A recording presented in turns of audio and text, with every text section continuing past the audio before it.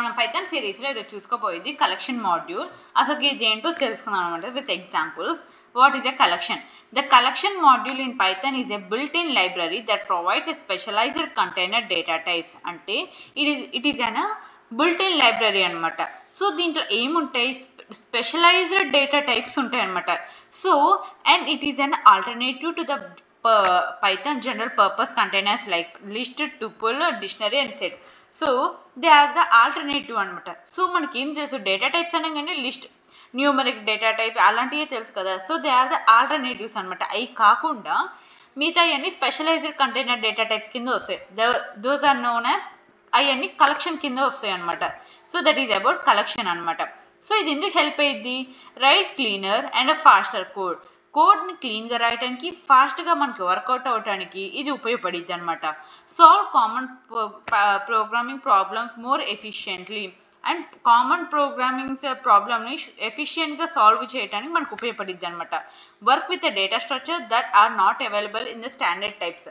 So data స్ట్రక్చర్స్లో ఏదో కొన్ని అవైలబుల్ లేని వాటిలో ఉంటాయో వర్క్ చేయటం వల్ల ఎక్కువ బెనిఫిట్ అనేది వచ్చింది అనమాట ప్రోగ్రామ్కి, కలెక్షన్స్ అనేది.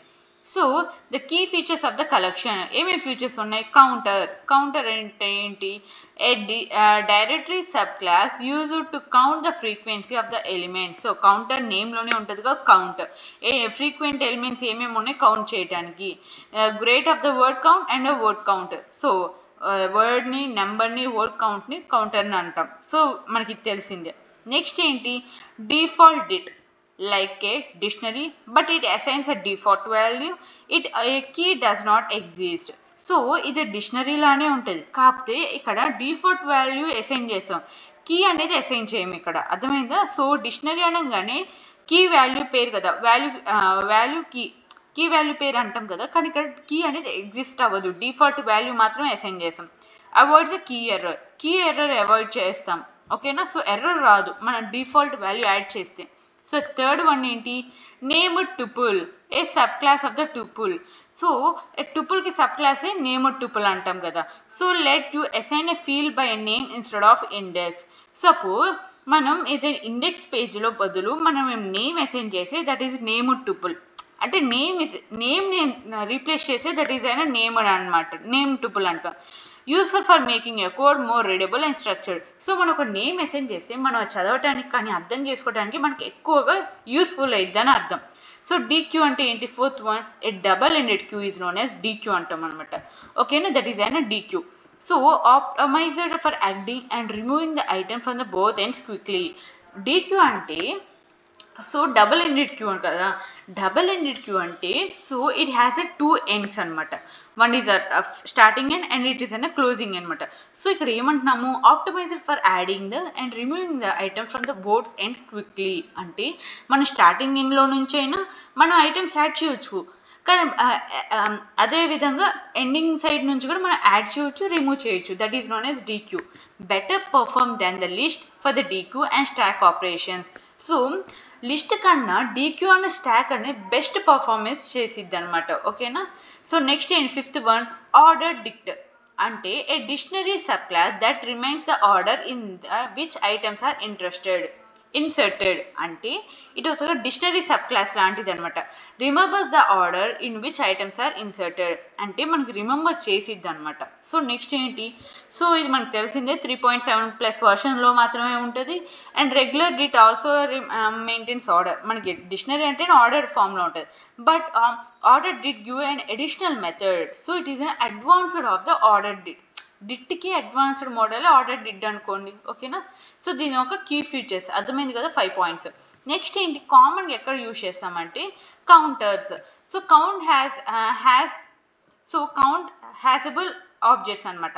సో ఇక్కడ ఏంటి, it's like a dictionary but helps to count the frequency of the element. So ఇది ఒక డిక్షనరీ లాంటిది, కానీ ఫ్రీక్వెన్సీ ఆఫ్ ద ఎలిమెంట్స్ని కౌంట్ చేయడానికి మనం యూజ్ చేస్తాం అనమాట. సో ఒకసారి రన్ చేసి చూద్దాం.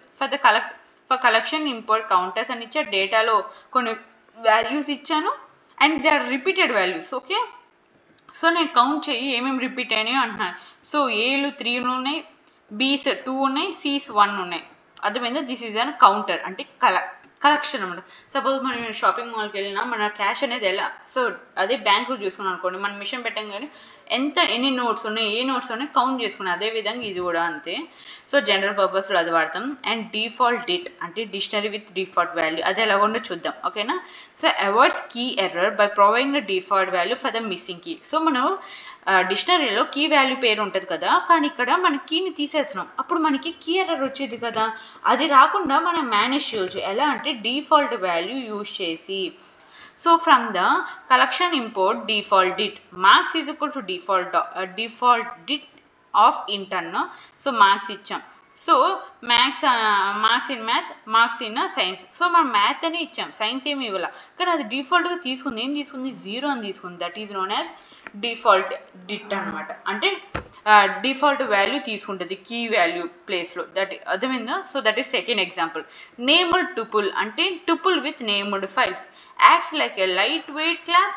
Fields can be accessed by the name.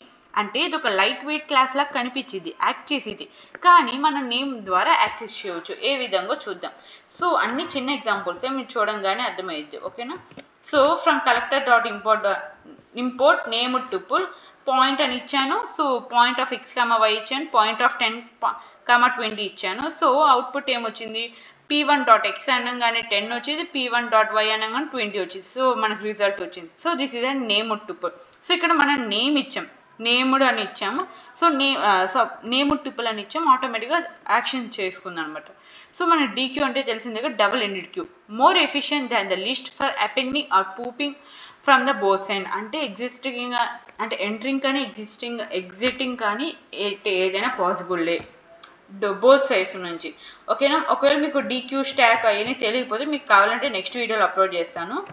So ఓకేనా. From the collection import DQ. So Q అని అన్నాను, DQ అన్నాను. సో ABC వాల్యూ ఇచ్చాను. Q.append అంటే యాట్ ద రైట్ అని అంటున్నాను. Q.append లెఫ్ట్ అంటే add to the left. And print చేశాను. పూప్ అంటే రిమూవ్ చేస్తుంది, అండ్ స్పెసిఫిక్గా మెన్షన్ చేస్తే లెఫ్ట్ సైడ్ నుంచి రిమూవ్ చేస్తుంది. సో ప్రింట్ చేస్తే ఏ విధంగా వచ్చింది? DQ ZABCD వచ్చింది. సో నేను ఇక్కడ ఏం చేశాను? సో యాడ్ చేసిన తర్వాత యాడ్ అయింది. సో మనం కొన్ని డిలీట్ చేసాం, డీని డిలీట్ చేసాం, అంటే ఆటోమేటిక్గా ఆ D అనేది డిలీట్ అయిపోయింది. ఈ విధంగా మనం జెడ్ని కానీ ఏదైనా చేయొచ్చు. సో మనం రెండు సైడ్ నుంచి మనం అపెండింగ్ కానీ పూపింగ్ అంటే డిలీటింగ్ అనమాట. So it is another word అనమాట. So that is another DQ, double ended queue. So order డిట్. నెక్స్ట్ వన్, ఫిఫ్త్ వన్, ఇది maintaining the order of insertion. అంటే యాడింగ్ చేయటానికి మనం జనరల్గా వాడతాం. సో అది కూడా చూసుకుందాం. సో లాస్ట్ ఎగ్జాంపుల్ సో ఏంటో చూద్దాం. ఓకేనా. సో ఒకసారి రన్ చేసి చూద్దాం. ఫ్రమ్ కలెక్షన్ ఇంపోర్ట్ ఆర్డర్ డిట్ అన్న.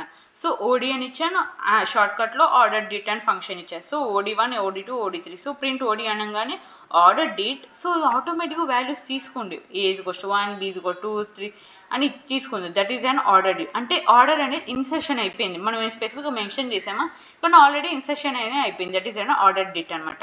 సో అసలు మనకి ఇది ఎందుకు, వై వి యూస్ కలెక్షన్, అసలు ఎందుకు కావాలి? ప్రాబ్లమ్స్ ఏమి ఉంటాయంటే need to count elements, counter అంటే కౌంటర్లో కలెక్షన్ని కౌంట్ చేయడానికి మనం ఇది వాడతాం అనమాట. ఓకేనా. Collection module.